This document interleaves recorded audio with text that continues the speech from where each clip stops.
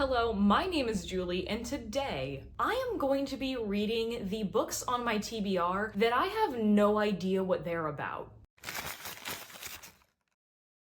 So I have been trying to fix my TBR to make it feel more like myself. I've been trying to get rid of some stuff. I have been trying to read more things that maybe I wouldn't have forced myself to read otherwise. And one thing that I realized, there are definitely some books on my TBR that I couldn't tell you what they're about. So what I have decided to do is I have brought in an impartial judge to make me read the books that I don't know anything about that are taking up space on my TBR cart. So my TBR at this point is probably a little bit less than 90 physical books. I have decided to take the 30 books on my TBR that I know the least about, or I'm least sure that I have the synopsis right, subtracting any books that are like first books in series because I don't want to do that. I took those 30 least known books on my TBR and made a list of them, and my partner Austin is going to be randomly picking books off of that list. I'm going to have to try to tell him the synopsis, and he is going to grade my synopsis against the synopsis that is currently on Goodreads. And I am going to read whichever books he decides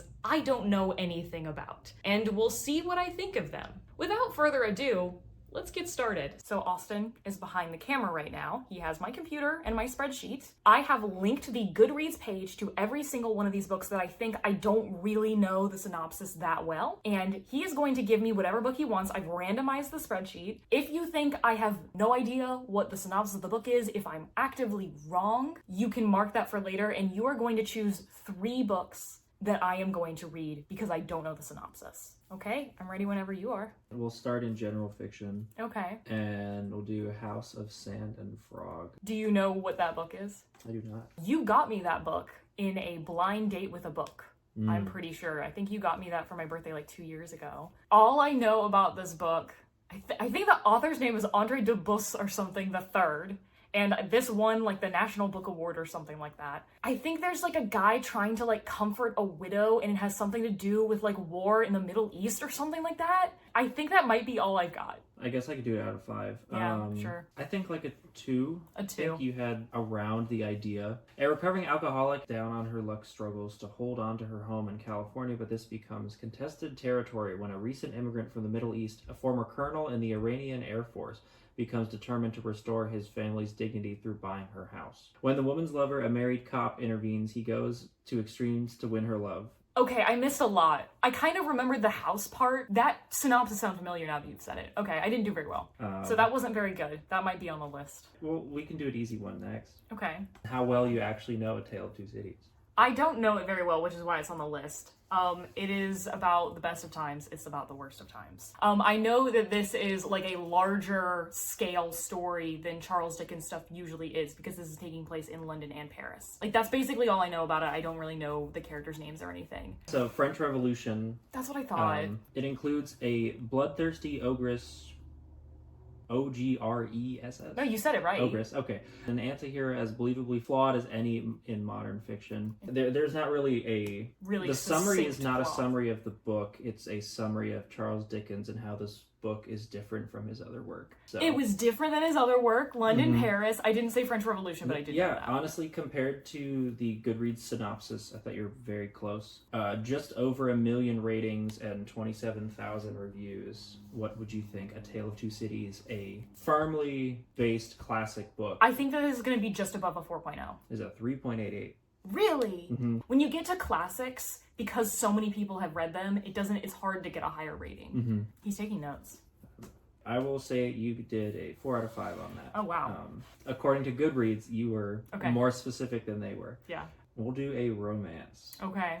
Love and Other Words. I know that this is a friends to lovers romance. I think that these are people who have been like best friends for a long time. I don't think it's second chance romance. Other than it being friends to lovers, like best friends for many, many years, I'm not really clear on it. I think they're on the cover of this one, there's a cabin. Do they go to a wintry cabin? You're close. That she runs into the first and only love of her life. Basie was originally planning on getting married to an older, financially secure man, and then she runs into Elliot, the first and only love of her life. They grow from friends to much more, spending weekends and lazy summers together in a house outside of San Francisco. Okay, interesting. I didn't know anything about almost marrying an older guy. And what do you think the Goodreads number? 3.98. Is a 4.21. Gosh, the only time. It's 4.2? Mm-hmm. That's pretty good. Let's do a sci-fi. Which the only one labeled particularly as sci-fi on here is The Road. I don't even know if it is sci-fi. Yeah, is that really sci-fi? I don't know. I have a couple, like a lot of the science fiction that I own right now are like first books in series. But The Road, which is right behind me, that is a post-apocalyptic story where it's a man and his son are like walking to the coast on this one road. It's a pretty vague synopsis. Yeah, I mean, it seems synopsis-wise very stereotypical. They have a place they need to get through an apocalyptic world with a father and his son walk alone through burned America, and they're heading to the coast. I think I did okay. This was on the New York Times list of best books of the 21st century. Yes. All right, the next one will be The Sun Also Rises. Ernest Hemingway. This is taking place in Spain. It's about a man who's a journalist, just like Ernest Hemingway was, and I think it's during World War I. The running of the bulls happens. Yes, the cover has the running of the bulls. This is following the angst of the post-World War I generation. I think you're pretty spot on with that. Okay. But The God of the Woods. Yeah, this is a mystery that came out in 2024, and it has to do with a murder that happened at a camp. A camp counselor discovers an empty bunk. Its occupant has gone missing, and Barbara, the missing person, isn't just a 13-year-old. She's the daughter of the family that owns the summer camp. It's more on the general fiction side of mystery. Mm-hmm. It's not really thriller at all. So this won the reader's favorite mystery and thriller in 2024. For Goodreads. And it won the, I believe it won the Book of the Month award for the year. The Lolly. Yes, the 2024 Book of the Month, Book of the Year award. Next one, Chuggy Bane. This is right here. This is about a boy growing up in Ireland in the 80s. His mom's an addict and he's gay. And it's not, unfortunately. It is Scotland. Scotland! In Glasgow. I will never be allowed into the UK. That's so embarrassing. Yeah, it's dealing with the 1980s Glasgow. Thatcher's policies have put husbands and sons out of work, and the city's notorious drug epidemic is waiting in its wings. Yeah, I mean, I think you at least kind of understand what's going on. 4.2. 4.3. Ooh, good. All right, what's up next? The Air Affair. The Air Affair is right here. Oh, wow, I was really close to pointing to it directly behind me. That is a book that was recommended to me by my English teacher in 12th grade. I had read Wuthering Heights, and she had mentioned you should read this because it's about Jane Eyre. I'm like, I hadn't read Jane Eyre until college. The first book in a mystery series, but I'm not really planning on continuing, where like somebody gets sucked into the story of Jane Eyre and has to solve like a murder mystery. Yeah, that sounds right. Dunk. He plucks her from the pages of Braunt's novel. Oh, wait, do the characters come out of the book? It seems like it. All right, next is My Friends. A group of friends, like they were friends when they were younger, and now like something happened to them and they're going on a road trip together, and it has to do with like a painting that one of them has found. And they're trying to figure out what's up with the painting. Three tiny figures sitting at the end of a long pier. In the corner of one of their eyes, one of the most famous paintings in the world. Most people think it's just a depiction of the sea, but Louisa, an aspiring artist herself, knows otherwise, and she's determined to find out the story of these three enigmatic figures. And it was translated? Yes, so this is translated from Swedish. Far from the Madding Crowd. That's a classic that I don't know anything about. I believe that's Thomas Hardy. I can't tell you a thing about this book. Independent and spirited Bathsheba. I can't help you. Bathsheba is probably closer. Has come from Weatherbury to take up her position as a farmer on the largest estate in the area, and her bold presence draws the three very different suitors. Yeah, this was an 1874 novel. Okay, so this is more Victorian literature. All I know is Thomas Hardy. That's it. So I think I got a 1 for that one. Next is The Bird Artist. Do you know what that book is? No. You got me that in a different blind date with the book. Different blind date? I think that was one that we had picked out together at the blind date with the book, but that's right here. It's about a guy who lives in a lighthouse who paints birds. In the first paragraph of his tale, Fabian reveals that he murdered the village lighthouse keeper. He confesses who and what drove him to do his crime. All I know is that when making the stuff for this list, I did see that this was in Canada. Correct, it is in Newfoundland. But I did not know that prior to this week. Probably haven't heard of East of Eden. I know that this takes place in California and is a retelling of the Garden of Eden and such. Yeah, this is like right on the boundary of how new a classic can be in the 50s. Some people consider modern classics to be, like, some people put the line at World War One, some people put the line at World War Two, some people don't really draw a distinction. The Fall of Adam and Eve and the Poisonous Rivalry of Cain and Abel. Very highly rated at 4.44. This is the classic that the most people mentioned as a favorite in 2025. Not a lot of people mention classics, and when they do, it's usually pretty disparate. Like, a lot of people mention Toni Morrison, but nobody's reading the same Toni Morrison. Everyone was saying East of Eden. Well, people who read classics said East of Eden was great. The next will be The Library at Mount Char. That's here. There's these kids who were, like, taken to live in this library to become gods or whatever. They're like, Father is God. It's like a horror-y, speculative fiction book. In the speculative horror, it is considered fantasy first off.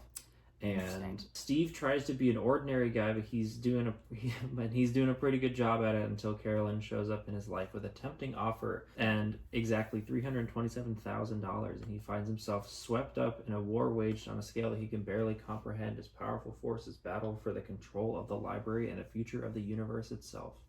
I've never heard any of that. Was anything I said Not really, right? except the God part. She's forced to study at the feet of the man who might be God. I think that's the one part you got right. That's the only part I know, so I didn't know the rest of it. Okay. I think that's why it's more of a fantasy book.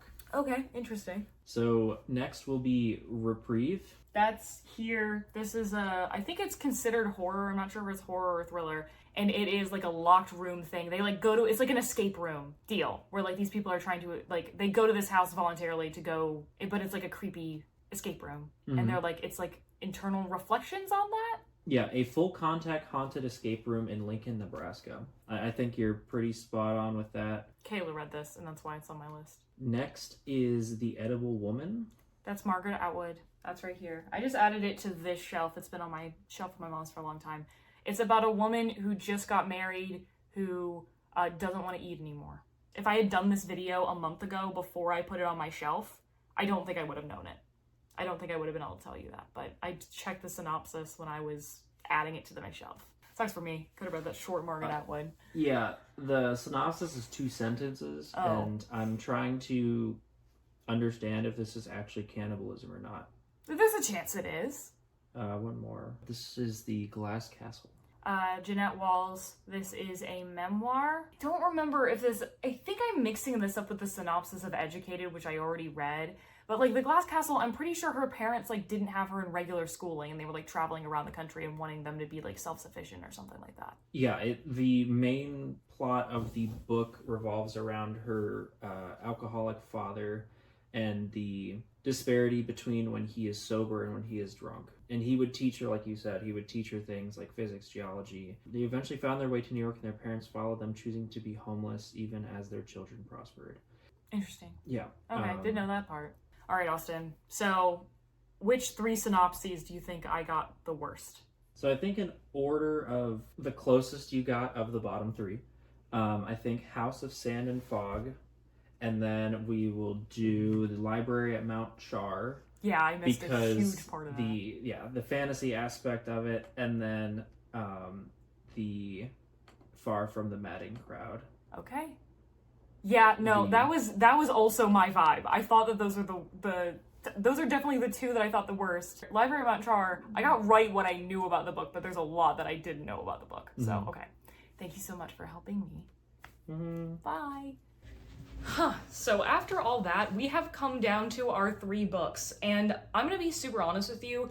This is such a good mix of books because every book on here I don't know about for a different reason. House of Sand and Fog, I don't know anything about because I had literally never heard of this book before it was given to me. I've never heard anybody talk about it ever. So it has to do something about 2 different groups of people wanting a house. We'll find out more later. The Library at Mount Char is because it's a weird speculative fiction where the synopsis doesn't really give you all the information. Even though I've definitely read this synopsis before, there were major things that I missed and things I didn't know about, and I know going in, this could be a very wide variety of things just by the nature of it being this type of book. And then Far From the Madding Crowd, I don't know anything about because it's just a classic title that I've heard around. And when it comes to classics, sometimes you don't hear people talking about the actual plot of it. You find that with general fiction as well, that you've just heard people say, oh, that's a book you should read. And all of these I kind of got under weird circumstances. House of Sand and Fog, I got in a blind date with a book, as I mentioned. Library at Mount Char, I got in a little free library, but this is one that I had almost checked out from the real library several times.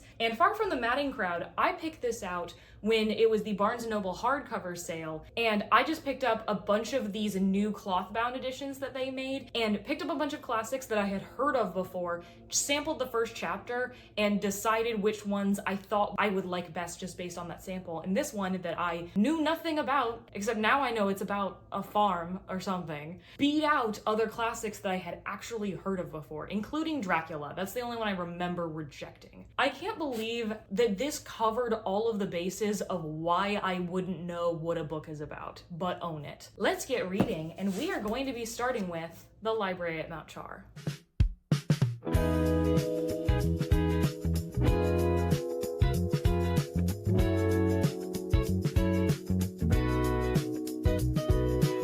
Hello. I'm over a third of the way into The Library at Mount Char. From the bit that I've read so far, I got the more important part. Here's what's up. We have Carolyn. When she was a child, her parents died, and she was taken by this man who seems to be all-powerful, some sort of godlike being. He has all of these magical domains he sees over, and he has taken all of these different children and have given them different specific catalogs to study. And her domain is language. So she can understand just about any language that has ever been spoken. She can even speak to animals. At the beginning of the book, they are all adults. They're in their 30s or something like that. And father has gone missing. So chapter 2, we're from the perspective of a guy called Steve, who is the other guy from the synopsis. He's at a bar and she comes up to him and is like, hey, I will give you $327,000 if you break into this guy's house for me. And he is like, no, I don't want any part of that, until he sees the money. He was actually a burglar for many, many years, has been on the straight and narrow, and he's like, that money is too much for me to not say yes. The story has kind of moved on from there. I would say we are mostly following Carolyn. We have gotten perspectives of different ones of her siblings. Everybody's weird. There's a guy who's constantly covered in blood and he's in charge of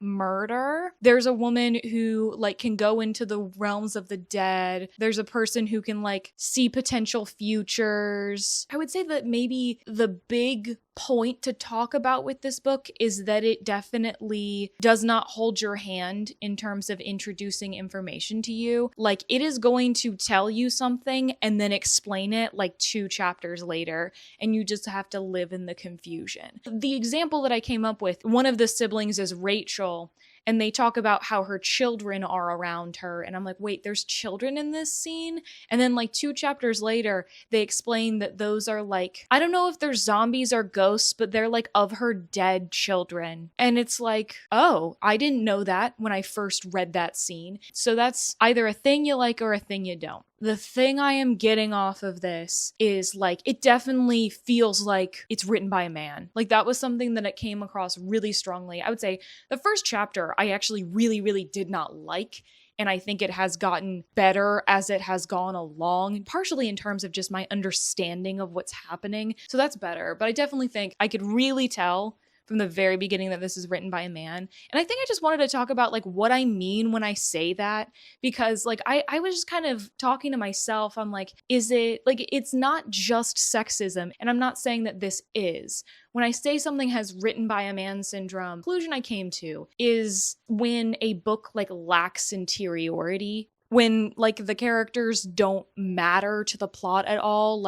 Yes, the main character might develop magical powers or something like that, but the actual character journey or who the character's personality doesn't matter. And I'm not saying that all men write like that. It's just a type of style that I tend to see from men that I don't care for. The first book that will ever come to mind when I think of this, Rendezvous with Rama by Arthur C. Clarke. And that's part of the point of that book is that like the characters don't matter at all. It's all just exploring a spaceship and you also never get answers. If a book is just like ideas or just plot and there's not something changing about the character, that's I think what I mean when I say that.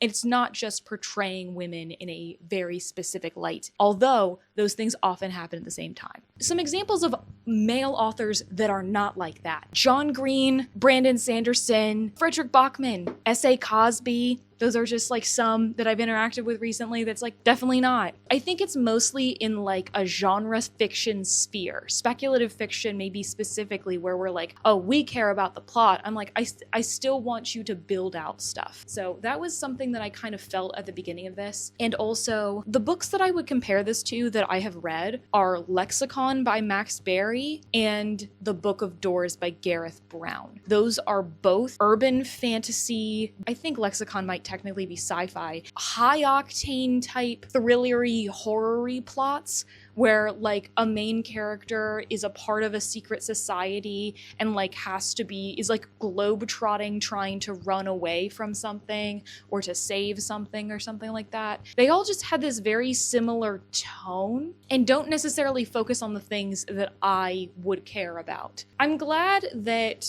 I'm gaining traction in this book because I was not having a good time in that first little bit, but I was able to like lock in over my break and I didn't have a problem getting through my pages. But I'm going to be going to Raleigh for the weekend. I will be staying with Austin's family. We're gonna go downtown tonight, go to dinner, go to Boxcar. It's a barcade in Raleigh. I love that place. We're gonna be somewhat busy this weekend. I don't know how much I'm gonna get done reading. I would love to get this done on schedule, but that's just might not happen.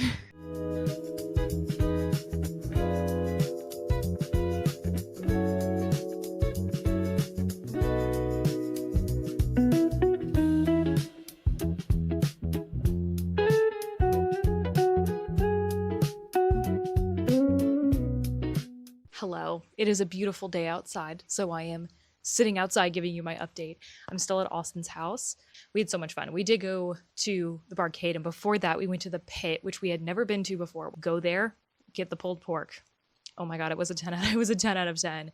100% understand. It's actually a Michelin recommended restaurant, which I think just in the last year Michelin finally came to the South and gave out some Michelin stars. They had never been in North Carolina before. And I think they gave out like a star to 1 or 2 restaurants. But I am now 250 pages-ish into the library at Mount Char out of 375 pages. So I have a little bit over 100 pages to go. And what the fuck is going on? That's my comment. Like, what is happening? I think I compared it to some other things, which I don't know if I mentioned in my previous clip. The 2 books that I compared this to, I gave them both like a 3-star, maybe 3.25. So neither of them were books that I really loved. And I think I would also compare this to if you've seen Dimension 20's Never Stop Blowing Up, except like at least in Never Stop Blowing Up, you as the audience know what the mechanics are and like what a character is mostly capable of. What is this book about? I mean, I know what it's about. It's like, oh, these people who can like shape reality or whatever, they're doing things. I don't understand why Steve is in this situation. I don't understand why he was picked up in the first place. I don't understand what sort of part he's supposed to be playing in this. He doesn't either. He has no idea what's going on and he's just kind of rolling with it because if not, they'll kill him. There's been an escalation for sure, but like mostly I've just been thinking like, why is one scene progressing to another? There was honestly a part of this book where it turned into kind of like Tiger King, and I'm like, why is that happening? As much as like things are supposed to be a mystery, I'll read you a quote from the book actually. Does that make sense? Steve just looked at her. No, it really doesn't. Well, don't worry about it. Yeah, exactly. So this is a book that is just kind of like vibes and being intense to be intense. And I think the author just thought that these things would be cool strung together. I don't think there's much to feel for this book other than it's just kind of like it's a fantasy action movie. I'm baffled by the idea of having Steve be our main character when I think having Carolyn be the main perspective character would be like so much more interesting. And if it was from her perspective and like showing like parts of her childhood more than what we got, all of the siblings coming together and like doing something about the father going missing. I think that'd be so much more interesting than for some reason having this rando guy do things that he doesn't understand. Also, I would say if you love animals and can't handle anything bad happening to any animal, don't read this book. I'll say, I just don't get it. Like, I know who has what powers, but like, they're just like infinitely powerful people. At that point, like, is it super interesting? Carolyn's ability is that she is good with languages, but I don't actually think that's really come into the plot that much. She has like secret codes that the US military has, and I'm like, I don't necessarily think that the ability to know every language would give you the ability to know that code. I don't understand why she would know that information. And I think just having Steve's perspective is totally getting in the way of this book being as interesting as it could be. But even then, I'm not really sure what this is going for. Vivid, the dialogue sings, says the Dallas Morning News. No, it doesn't. It's actually a lot of people like speaking in way more normal, casual voices than you would in an intense moment. Heart-thumping acts of violence and laugh-out-loud moments. Acts of violence for sure. I don't think that this book is that funny. I just don't get the point. Sorry.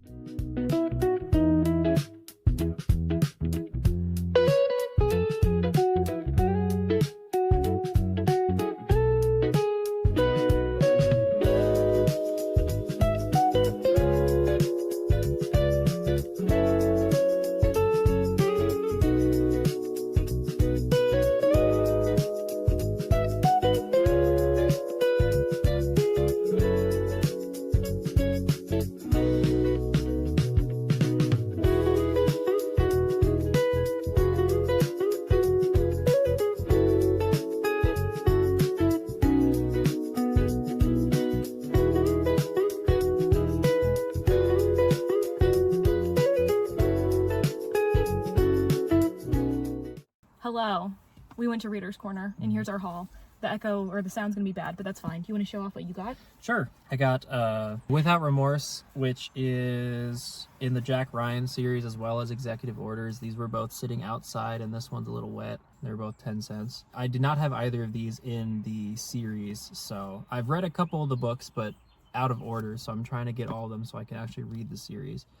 They're both a little chunky, but both exciting, and it's just the same variation of Tom Clancy on the back. And then I also got The Abyss, which is a US nuclear sub that gets lost and they have to use an oil platform to go find it. And this was a 1989 James Cameron movie, which I've seen and thought it was pretty good, so I wanted to read the book. And then I got 2 things. I sold 3 books, and I cannot believe this happened, that I went to, like, I have this box of books of, like, things I have had on my Pango for years and nobody's wanted them, and I sold the book, and I go to my Pango to delete the books off there, and someone had just bought the book from my Pango, and I'm like, are you joking me? This book has probably been on there for 2 years, and the second that the bookstore finally takes it, even though I've taken it to the bookstore multiple times, they've not accepted it the last probably 3 times I've gone there.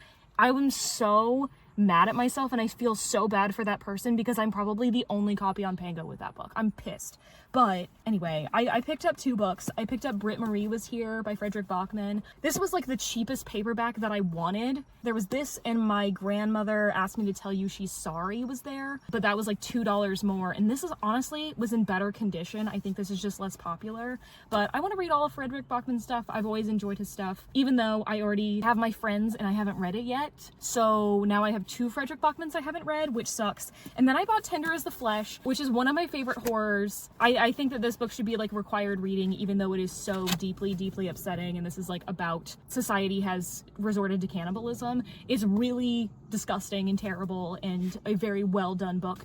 And I am wondering if I possibly own this book or not. Like I'm trying to picture my shelves, and I can't figure out if I own it or not. If I do own it, I'm gonna give it to someone, but I don't know who in my life would want to read this book. I still have like $13 left in store credit, so that's cool. I'm really kicking myself about that Pango order. I feel like a terrible, awful human being, but I just didn't check. I didn't get a notification. It happens so infrequently that you wouldn't literally what are the chances? I don't know. Also, if you want to see John Krasinski as president, this book. Okay, cool. Thank you for hauling with me.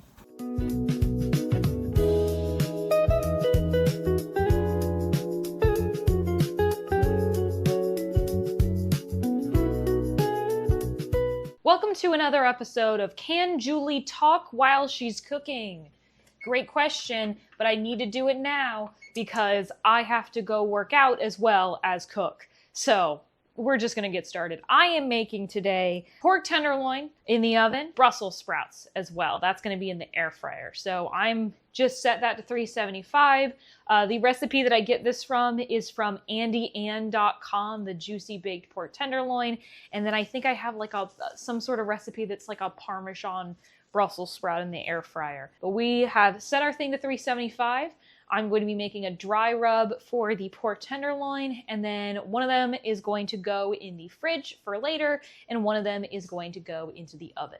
I think I've mise-en my place. So last night before I went to bed, I did finish The Library at Mount Char, which it's only apparent at like the very end of the book why it's called that, because there is a name for what this place is called and it's not Mount Char. That's how I felt about a lot of this book. A lot of this book does not become apparent till later. It actually does, tell you a lot. Oh, I'll tell you later, I'll tell you later, I'll tell you later. But something I've discovered in books recently is there's very few things I hate more than a mystery-focused book specifically. You see this a lot in like murder mysteries or like suspense books where like a character is going from person to person and asking them questions instead of the normal Poirot setup of having somebody actually fucking answer you. They just go, oh, I can't tell you anything. Your father wouldn't want me to know. That's usually what it is. So I just put some brown sugar and paprika in here, garlic powder, salt. But this book definitely felt like that, where we get no answers for so long. It's just zany antics left and right. And then, at the end, suddenly, this book is cool. And that's what I'm kind of pissed off about, is like, this book, so the author did have the potential to write something interesting, and he saved it for the last 80 pages of a nearly 400-page book. The onion powder, oh my god, I just got that everywhere. That just went literally everywhere. Thyme and rosemary and a little bit of black pepper. And that's gonna be our dry rub. Honestly, I could probably add more paprika, but I'd serve this with a spicy barbecue sauce that's actually made like 15 minutes down the road from me, from a local vendor that we see like every time we go to the farmer's market. I don't need the meat to be very, very spicy. I just need it to be flavorful.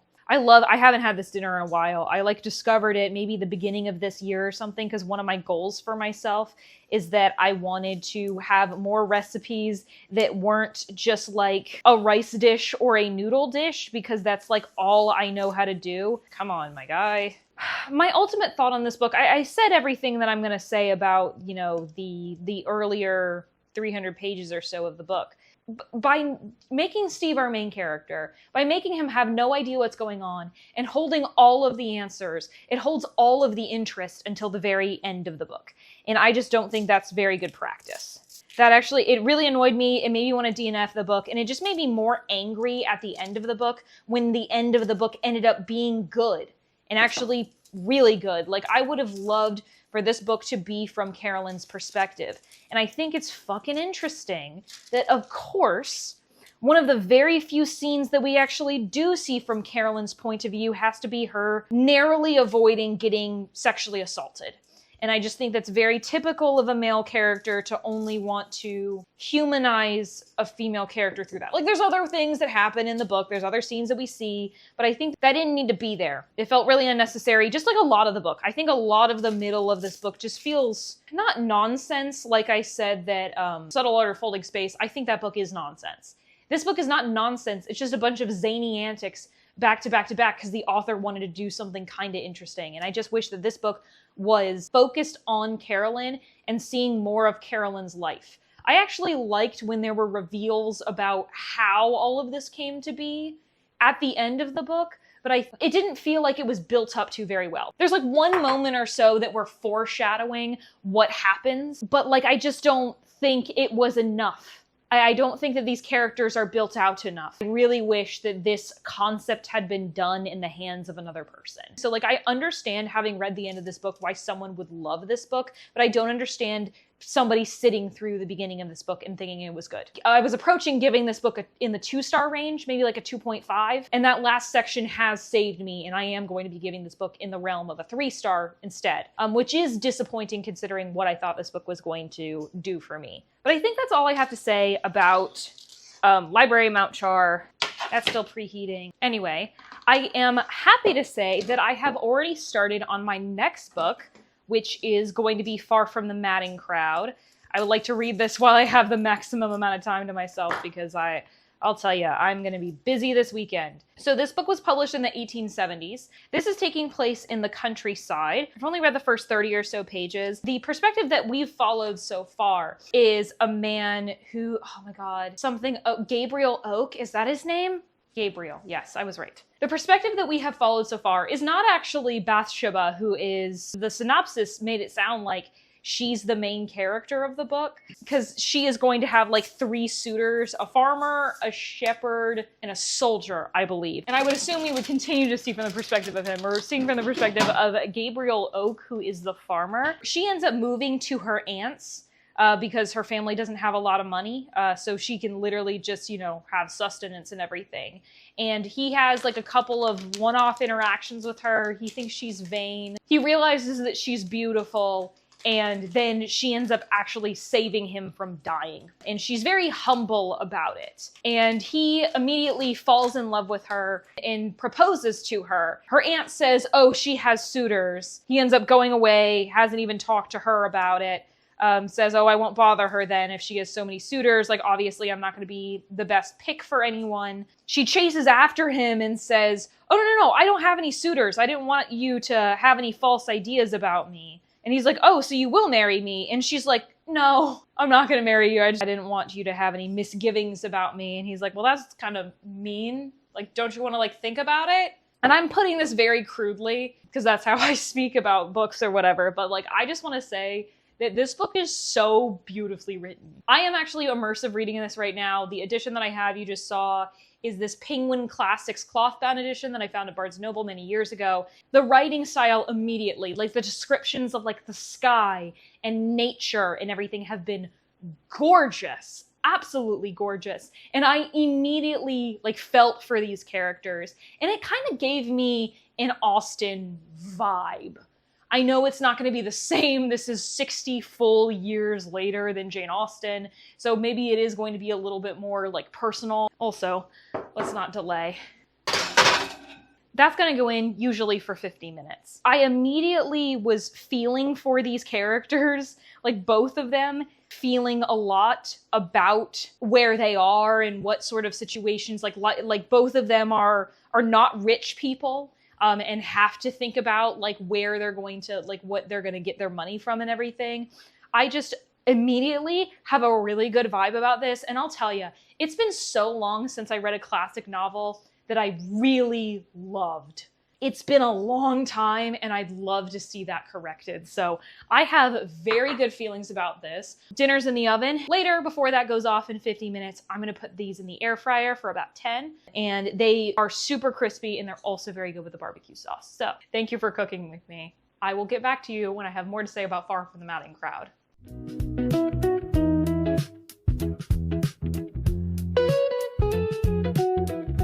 Howdy. I'm about to go to the gym. Not Ariel, regular gym, because Ariel got canceled this week because they have a show that they're doing. That meant that I would have to change what day I would do Ariel, and then it turns out I wasn't available today, and then I'm like, oh, I could go to the regular gym on my regular day, and then my friend asked me to go for a walk with her, and I'm like, okay, I'll just move, I'm moving everything around, everything's fine, and I'm trying to be chill and cool and fine. I am a person who really struggles with changing plans. I can happily say I am halfway through Far from the Madding Crowd. It has bees all over it. We've had one instance of talking about bees, and I do have to wonder, is that the only thing that they thought that they could put on the cover? I feel like you should put some sheep on the cover. I am still really enjoying this book. It is very much which man is the Bathsheba going to choose. I'm immersive reading this book, actually, as I have been with a lot of classics lately. It helps me focus on the page and also understand the meaning more clearly the first time. Often, like, when you hear someone speak in antiquated dialect, just their intonation makes it more clear, but I also don't want to lose the meaning and zone out during the audiobook. So that's why I'm choosing to immersive read. Just makes my life like a little bit easier. There's one chapter entirely that is not in this edition, and I can talk about that because this is like the third book that I've done this for where I've tried to immersive read a classic. Every time there have been marked differences, and like Les Mis, I get that. That's a translation. I don't understand why this and the audiobooks seem to have different things and why there was an entire chapter omitted from this edition. A couple things I did learn. This was serialized, which is honestly, you would never know. The notes on the book at the top of it talked about that, how like Thomas Hardy was serially publishing this, but he had no interest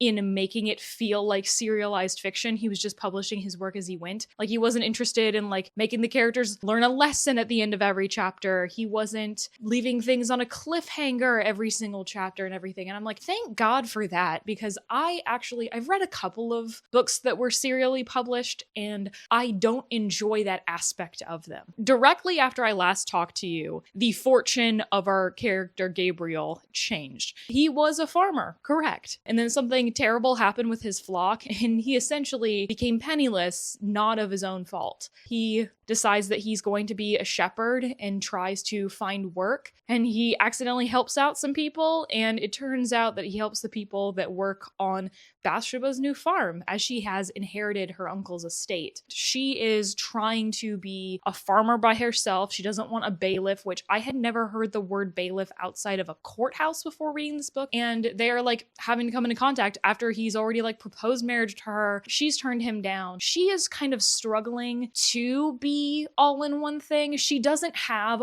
all of the technical know-how that you need to have in order to be a farmer.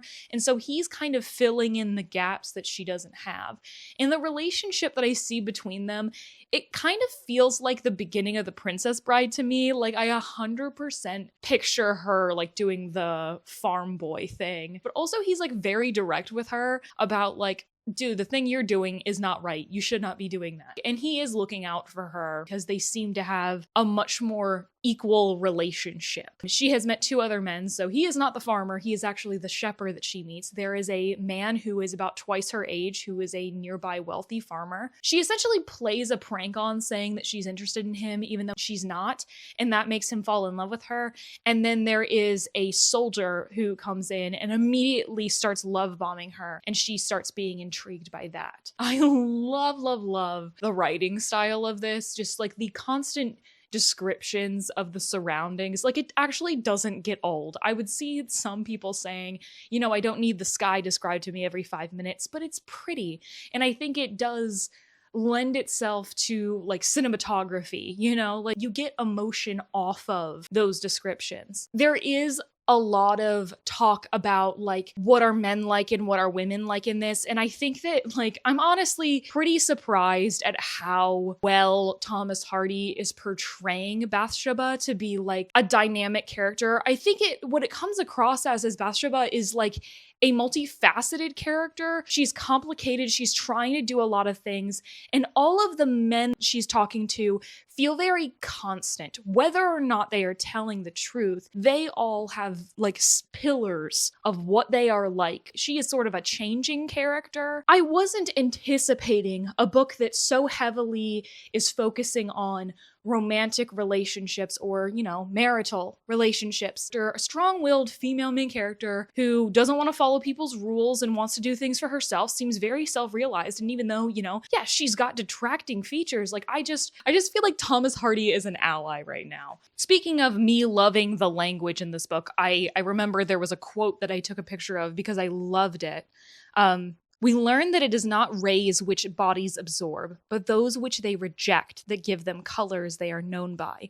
And in the same way, people are specialized by their dislikes and antagonisms, whilst their goodwill is looked upon as no attribute at all. I knew nothing about this book, obviously. So this is one of the few classics I'm going into not having been spoiled for what happens.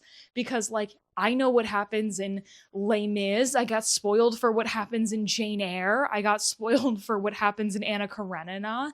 And I'm like, I am going to go into this not knowing anything. The only thing that I have heard is that it gets sad. And I don't want that. I want this to be a Jane Austen book. One thing that I think is interesting is just the setting of this taking place on like farms and stuff like that, and actually involving like the taking care of the farm. Literally the only time I've read that in a classic type setting was Anna Karenina, and I thought that that was massively boring. You know, like the way he's trying to manage his land is very from like a bird's eye view, and it has nothing to do with actually getting work done on the farm. Versus this is like, dang, she has to figure out what to do with her sheep, and she has to figure out how to like manage herself as a woman while also like selling to a market. Like, while there definitely are a stock nature to the men in particular, I just think that this feels different and unique in the story while also feeling familiar. Like, I definitely get a Jane Austen vibe from this, but now I know to brace myself and that not everything is going to be happy. Yeah, I'm actually really enjoying this, and this is the first time in many years that a classic has actively really made me enjoy reading. I'm gonna go work out, eat and shower with what little time I have before D&D tonight. Hello, I did finish reading Far from the Madding Crowd yesterday, I think. Yeah, no, I finished it at work. This was such a good time. I really enjoyed this classic, and it's been so long since I've read a book that was from the 1800s that I really genuinely enjoyed reading, was looking forward to getting through and everything, and it was just a treat. I managed to not get spoiled with the story, so that's good, but I do think that this is one of those books that it's very clear what type of ending it's going to have. Like, you know what's going to happen to all three of the guys. I think that's pretty apparent, at least in like, who are we going to think are good people and who are we going to think are bad people. I think it was really interesting to have this story that's about this woman who's like being taken advantage of, seeing the manipulative way that men treat women, and it was just seemed very insightful. It's talking about nice guys, right? Like, it's talking about the nice guys who think, you know, if I just suffer enough, if I wait long enough, I'll get what I deserve, and what I deserve is you, because you owe me, and how those kind of tactics of like guilt tripping someone work, as well as having a love bombing situation of a person who is not faithful versus a person who is there for you through thick and thin, sees all your flaws and accepts them, and you can see your flaws together. The guy who we end up liking, I really wish that we would have seen more of him in the back half of the book, because I think we just see so much more of him in the front half, and it's a little bit more telling instead of showing about how the two, him and Bathsheba, interact with each other. For the most part, like toward the end, they have like one or two conversations toward the end of the book before it's like, oh, we actually like each other, whatever. And I liked that this was multi-perspective as well. This does bounce between different people's perspectives. I thought it was fun to have like the townsfolk and people who are like at the tavern or working on the farm, like they pop up a lot, and you'll basically just have like this like Greek chorus making commentary on what's going on in the book and like what she's up to. Like, that was fun. And Bathsheba, I just think, is a really interesting main character, and I'm really excited to go check out the movie. I would definitely like to read more Thomas Hardy. I haven't looked at what his other books are to know if I've heard any of them, but a lot of people like I've talked to who read a little bit, like I mentioned this book, and they're like, I've literally never heard of it. If you are someone who likes stuff in the realm of Austen and the Brontes, dealing with the social relationships between different things and talking about class and stuff like that, that all came into play here. And I think that this is a very good middle ground book in between those two types of books. Highly recommend this, and this is like going to be one of my new favorite pieces of classic literature. I just had a great time. So now we are on to the last book of the video, House of Sand and Fog, which I have started. I've read the first 50 pages, but page 1 starts on like page 15, so I haven't read quite enough to tell you about it more. But I'm not getting as bad a vibe off of it as I thought I was going to. Like, I really thought I was going to be slogging through it, but I'm not really having a writing style problem yet, so that's good. We'll get back to you. But today is a very busy day. I'm having a ton of people over for Blood on the Clock Tower, which is a werewolf type game, but more complicated. I am like going full out and like cooking and making cocktails for everyone, and I need to clean this house. I hope you haven't been staring about how messy the bed is right now. Not because I need everything to be spotless when people get here, but because I have fallen behind on my cleaning. Having people over is how I get myself to do the cleaning that I already needed to do. I do get it from my mom, though. I can't let people know I live here. Hi. Howdy. How's it going? Howdy and how's it going mean the same thing. Whatever. I'm over halfway through House of Sand and Fog. Normally I do multiple updates, but goodness do I have nothing to say. Okay, what is this book about? Because that's the whole point of the vlog, right? Kathy is a recovering addict. Her husband left her probably over a month ago. They were living together in her father's house that he bequeathed her. And suddenly these men come up to her house and are like, hey, you're being evicted because you guys didn't file your business tax properly on your house. And she's like, my father pays this house off like 10 years ago. There's never been a business here. And she's fully evicted from her house. Her house goes up for auction. And Barani, I know Barani is the last name. I don't really remember the first name because they hardly ever say it. He was a colonel in the Iranian Air Force, and now he cannot go home to his country, or him and his family will be killed. They are living in this small apartment. They are living above their means. He has 2 different like menial work jobs.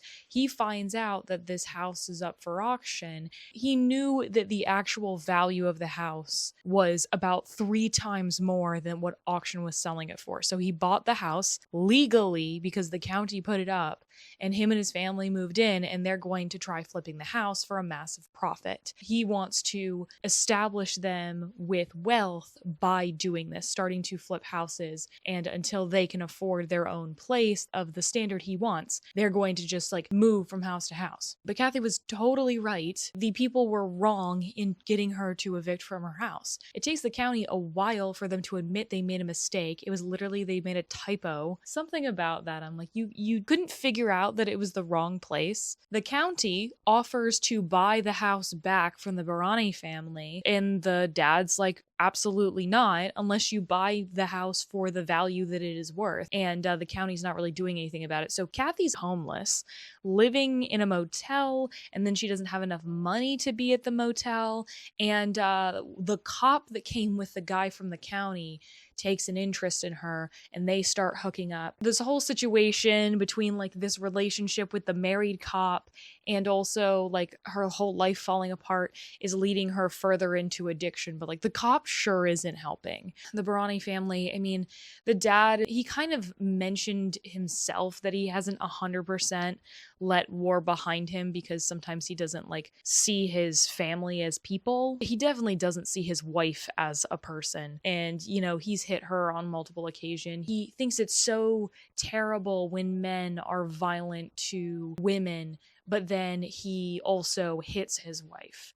But he thinks he's different because he doesn't fully beat his wife. And it's like, well, sir, you do happen to be part of the problem. I think this story's fairly slow. Yes, there's like a different setting for all of the scenes, but like there's not a lot of movement in all of the scenes. Like how many scenes have we had so far where Kathy goes to the house and is like, hey, give me back my house. And the guy's like, no. And the wife's like, what's going on? And he's like, nothing. Don't fucking talk to me like that. I know what's good for you. And it's just ad nauseum. I really, really don't care about the relationship with the cop. And I don't think the book is trying to portray it as a healthy relationship in any way because it's very clearly helping her slide back into addiction. But like, I don't find it particularly interesting either. Also, I found out that this was made into a movie. I think it may have been nominated for Best Picture. I saw the trailer and it is so old. That trailer would not be made today.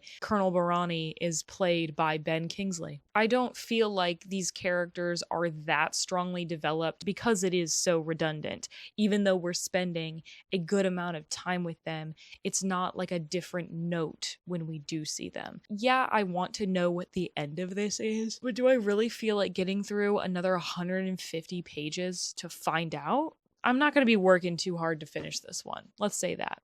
Hello. Just after the sun has finally gone down, I have finished House of Sand and Fog. The page directly after I talked to you last, immediately way more dramatic things started happening. Lots of big things happening, very intense, but I'll tell you, I did not feel that intensity. I never really felt very deeply for these characters. A lot of these issues could have been resolved kind of easily. And yeah, the point is that people are getting destroyed due to like pride, but also like money. These people don't have a lot of money to their name, and because they do not have money, they are doing these things. There were a couple of eccentricities of the author's writing that kept bothering me. I have never read a book that uses the phrase making love so often, all the time. And it's not like, oh, he's just saying that every time he's referring to sex. No, it's that he's referring to sex so regularly. And I'm like, maybe we can tone it down a little bit. Like when people make those jokes that's like, oh, men think about sex like once an hour, like that's this guy. And also like constantly bringing up people's race all the time,